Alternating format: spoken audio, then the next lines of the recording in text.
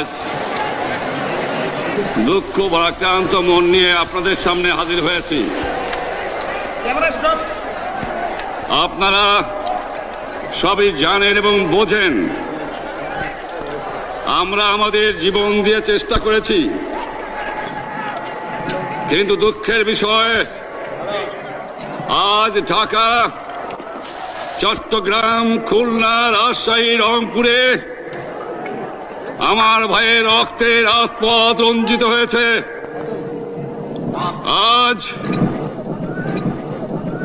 বাংলার মানুষ মুক্তি চায়, বাংলার মানুষ বাঁচতে চায়, বাংলার মানুষ তারা আজ তার অধিকার চায়। কিন্তু দুঃখের বিষয় আজ দুঃখের সঙ্গে বলতে হয় 23 বছরের করুণ ইতিহাস, বাংলার অত্যাচারের, বাংলার মানুষের রক্তের ইতিহাস, 23 বছরের ইতিহাস, মুমূর্ষ নরনারীর আর্তনাদের ইতিহাস, বাংলার ইতিহাস, এদেশের মানুষের রক্ত দিয়ে রাজপথ রঞ্জিত করার ইতিহাস। 1952 সালে রক্ত দিয়েছি, 1954 সালে নির্বাচনে জয়লাভ করেও আমরা গদিতে বসতে পারি নাই। 1958 সালে আইয়ুব খান মার্শাল ল জারি করে 10 বছর পর্যন্ত আমাদের গোলাম করে রেখেছে। 1967 সালে 6 দফার আন্দোলনে 7ই জুনে আমার ছেলেদের গুলি করে হত্যা করা হয়েছে। 1969 সালে আন্দোলনে আইয়ুব খানের পতন হওয়ার পরে যখন ইয়াহিয়া খান সাহেব সরকার নিলেন, তিনি বললেন দেশে শাসনতন্ত্র দেবেন, গণতন্ত্র দেবেন, আমরা মেনে নিলাম।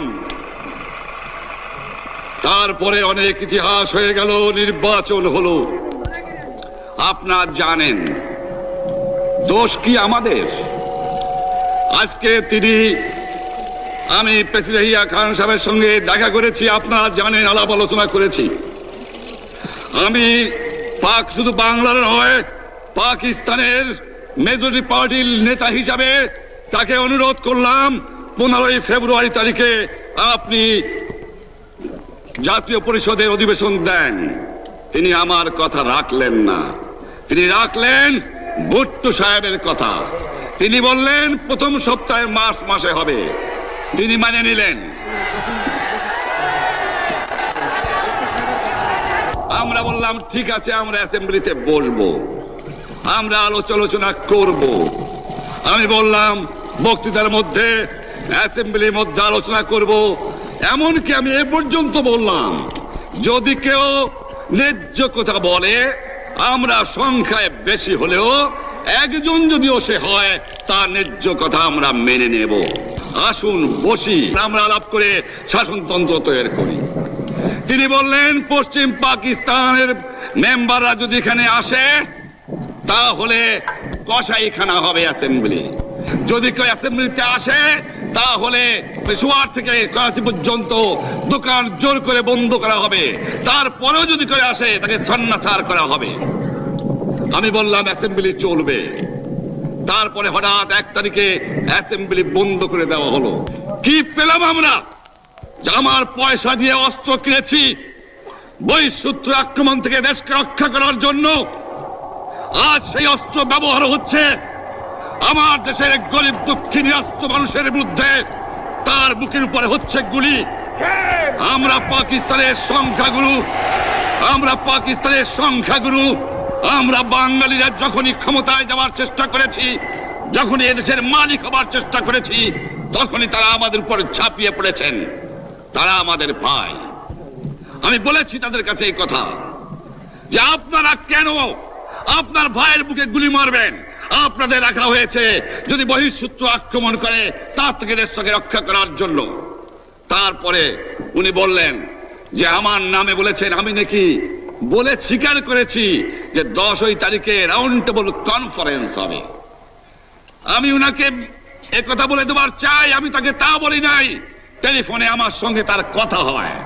তাকে আমি বলেছিলাম, জনাব ইয়াহিয়া খান সাহেব, আপনি পাকিস্তানের প্রেসিডেন্ট, দেখে যান, ঢাকায় আসেন কিভাবে আমার গরিবের উপরে, আমার বাংলার মানুষের বুকের উপরে গুলি করা হয়েছে, কি করে আমার মায়ের কোল খালি করা হয়েছে, কি করে মানুষকে হত্যা করা হয়েছে। আপনি আসুন, দেখুন, বিচার করুন, তারপরে আপনি ঠিক করুন। আমি এই কথা বলেছিলাম। হঠাৎ আমার সঙ্গে পরামর্শ না করে বা আমাদের সঙ্গে আলোচনা না করে 5 ঘন্টা গোপনে বৈঠক করে যে বক্তৃতা তিনি করেছেন এবং যে বক্তৃতা করে অ্যাসেম্বলি করেছেন, সমস্ত দোষ তিনি আমার উপরে দিয়েছেন, বাংলার মানুষের উপরে দিয়েছেন।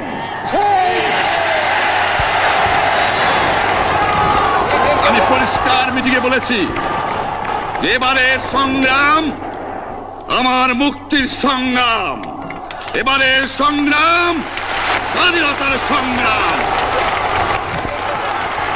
আমার 25 তারিখে অ্যাসেম্বলি কল করেছে, রক্তের দাগ শুকায় নাই।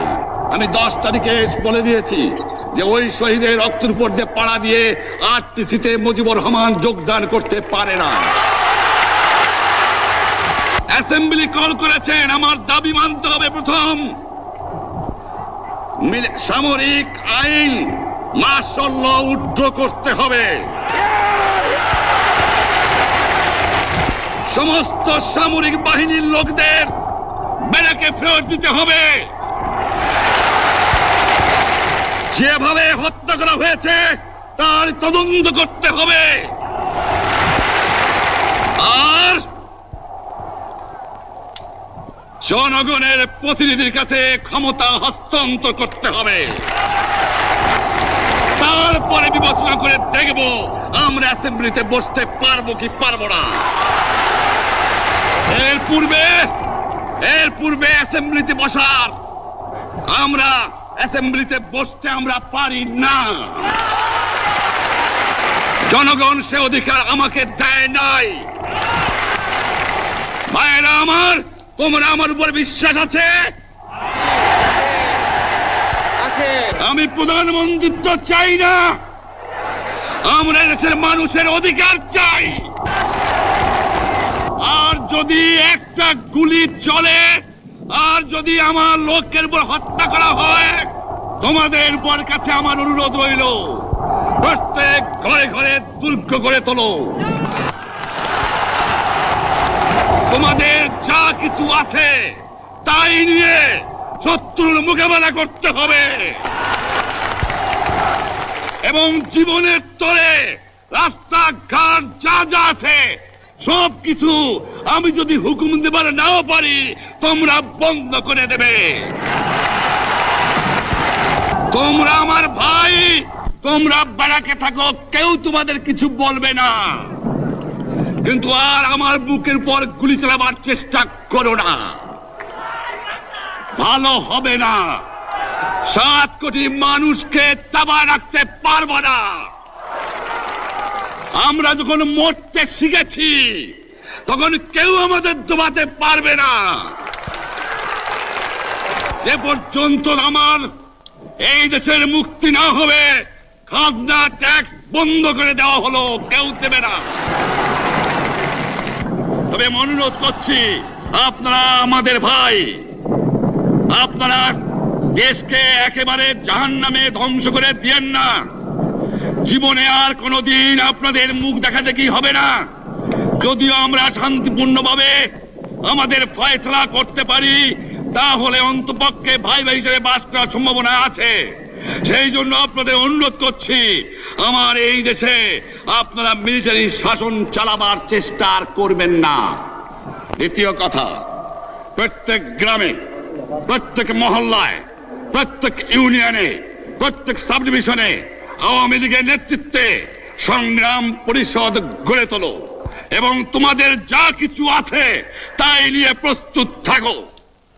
মনে রাখবা, রক্ত যখন দিয়েছি, রক্ত আরো দেব, এদেশের মানুষকে মুক্ত করে ছাড়বো ইনশাআল্লাহ।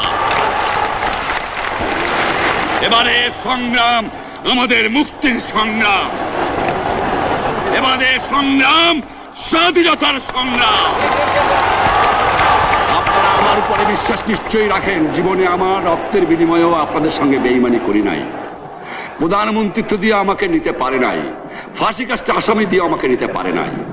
যে রক্ত দিয়ে আপনারা আমাকে একদিন জেলের থেকে বার করে নিয়ে এসেছিলেন, এই রেসকোর্স ময়দানে আমি বলেছিলাম আমার রক্ত দিয়ে আমি রক্তের ঋণ শোধ করবো, মনে আছে? আমি রক্ত তোমার জন্য প্রস্তুত। আমাদের মিটিং এইখানেই শেষ। আসসালামু আলাইকুম। জয় বাংলা।